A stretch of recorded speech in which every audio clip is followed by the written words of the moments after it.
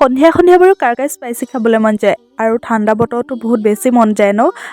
মোৰ এইফালে ম'ম' খাবলৈ মন গৈ আছিলে। দোকানত কিনি খোৱাতকৈ ঘৰতে বনাই খাওঁ আৰু ফাৰ্ষ্ট টাইম বনাব গৈ আছোঁ যিহেতু সেইকাৰণে ভাবিলোঁ আপোনালোকৰ লগতো শ্বেয়াৰ কৰোঁ।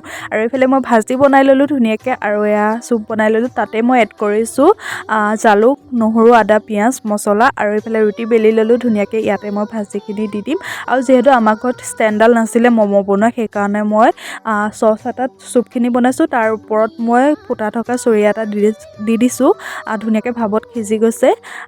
এয়া হৈ গ'ল মোৰ ম'ম'। খাবলৈ বহুত বেছি টেষ্টি আছিলে। যদি আপোনালোকক ৰেচিপিটো লাগে ধুনীয়াকৈ কমেণ্ট কৰিব, মই ধুনীয়াকৈ দি দিম। আৰু খাবলৈ বহুত ভাল আছিলে কিন্তু দেই। আৰু এইফালে ময়ো খাই ল'লোঁ ধুনীয়াকৈ আৰু চুপটো বহুত জ্বলা আছিলে, পেট পুৰি গ'ল পিছত খাই লৈ পেলাই। তো আজিলৈ মিনি ব্লগটো ইমানেই আছিলে। কেনেকুৱা পালে সকলোৱে লাইক কমেণ্ট কৰি জনাব আৰু যিসকলে মোৰ চেনেলটো ছাবস্ক্ৰাইব নাই কৰা সকলোৱে যাতে ছাবস্ক্ৰাইব কৰি লয়। Bye bye.